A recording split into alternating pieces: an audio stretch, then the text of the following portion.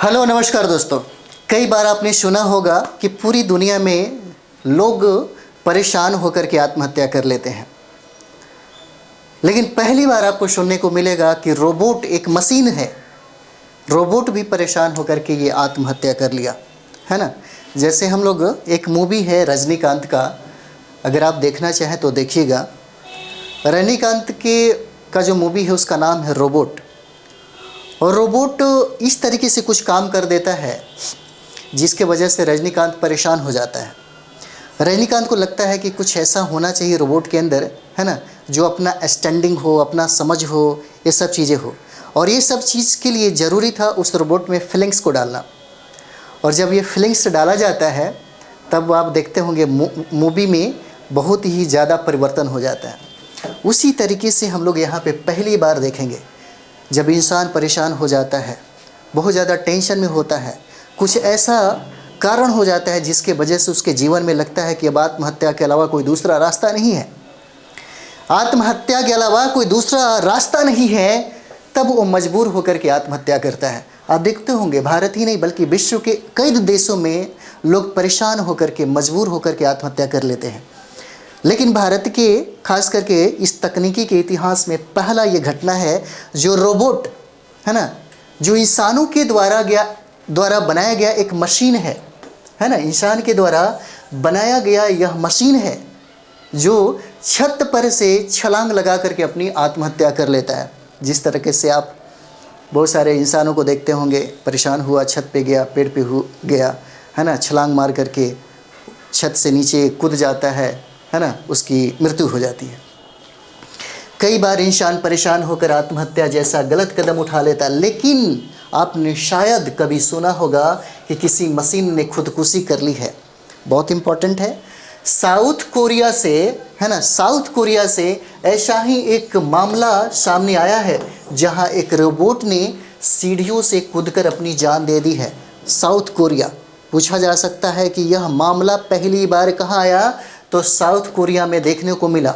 इंसानों ने जिस रोबोट की निर्माण किया था वो रोबोट परेशान होकर के जब यहाँ पे विशेषज्ञ इसकी जांच करने आए तो उनको ये बात पता चला कि यह रोबोट बहुत परेशान हो गया था और परेशानी की वजह से ही इसने आत्महत्या कर ली। और सीढ़ियों से कूदकर, ये देख रहे होंगे, सीढ़ियों से कूदकर ये आत्महत्या कर लेता है। हम लोग जानेंगे इसके बारे में, है ना। चलिए देखते हैं हम लोग क्या क्या मामला है, क्या है मामला, है ना। मामला देखते हैं। देखिए दक्षिण कोरिया के, है ना, दक्षिण कोरिया के गोमी सिटी काउंसिल में, है ना, दक्षिण कोरिया के गोमी सिटी काउंसिल में सिविल सर्वेंट के रूप में काम करने वाला यह रोबोट, है ना, यह रोबोट सुपरवाइजर नाम से जाना जाता था। पूछा जा सकता आपसे, है ना, सिविल सर्वेंट के रूप में काम करने वाला यह जो रोबोट है, रोबोट सुपरवाइजर के नाम से जाना जाता था और वह लोगों की मदद करता था, है ना, वह लोगों की मदद करता था और कर्मचारियों के बीच काफ़ी लोकप्रिय था यह रोबोट। हालांकि उसके आत्महत्या की घटना रोबोटिक्स और आर्टिफिशियल इंटेलिजेंस के क्षेत्र में एक महत्वपूर्ण चर्चा का विषय बन गया है ना। इसने आत्महत्या क्यों आत्महत्या की, विशेषज्ञ इसके बारे में क्या सोचते हैं, क्या यह रोबोटिक्स जो है, क्या ये रोबोट्स है, इसके अंदर ऐसी भावना कहाँ से आ गई।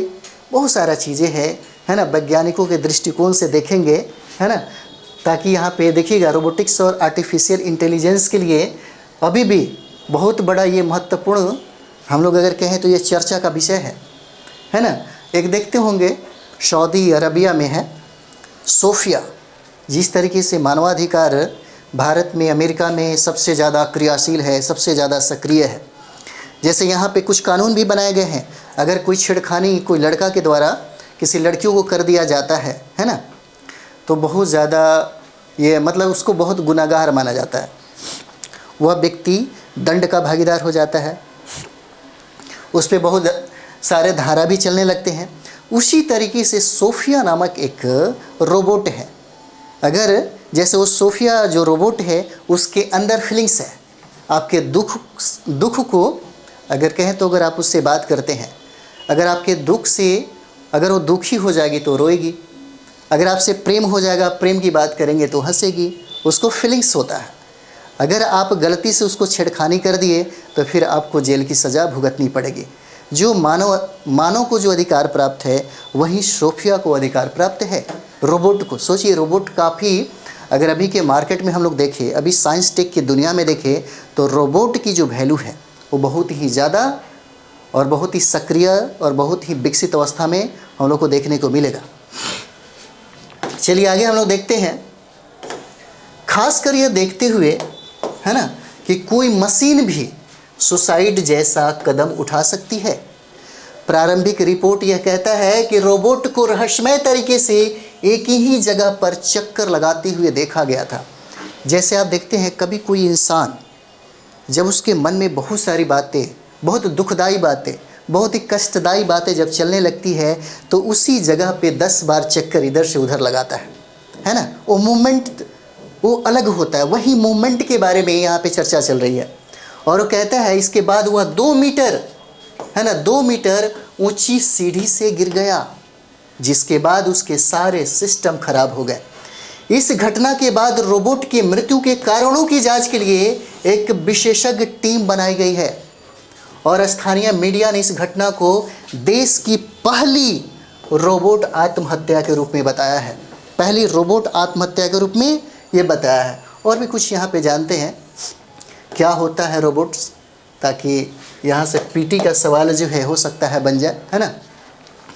देखिए, अमेरिकी भौतिकी वैज्ञानिक है जिनका नाम है जोसेफ एंजल बर्गर, है ना, जिनका नाम है जोसेफ एंजल बर्गर ने रोबोटिक्स का जनक माना जाता है। बहुत इंपॉर्टेंट है, पूछा जा सकता है कि रोबोटिक्स का जनक किसे कहते हैं, है ना। और यह अमेरिकी वैज्ञानिक है जिनका नाम है जोसेफ एंजल बर्गर। अगला पॉइंट हम लोग देखेंगे कि जॉर्ज बेडोल के साथ मिलकर उन्होंने 1961 ईस्वी में, डेट याद रखिएगा, 1961 ईस्वी में दुनिया की पहली रोबोट उत्पादन फर्म यूनिमेशन की स्थापना की थी। रोबोट एक प्रोग्राम करने योग्य एक मशीन होता है ना। मशीन है जो किसी कार्य को पूरा कर सकता है, जो किसी कार्य को क्या कर सकता है, पूरा कर सकता है ना।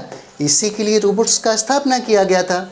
जैसे यहाँ पे हम लोग देखते हैं, जबकि रोबोटिक्स शब्द रोबोट और स्वचालन के विकास पर केंद्रित अध्ययन के क्षेत्र में को क्या करता है, दर्शाता है। प्रत्येक रोबोट में स्वायत्तता का एक अलग स्तर होता है। ये स्तर मानव नियंत्रित बोर्ड से लेकर कार्य करने वाले पूर्ण स्वायत्ता बोर्ड तक होते हैं, जो बिना किसी बाहरी प्रभाव के कार्य करते हैं।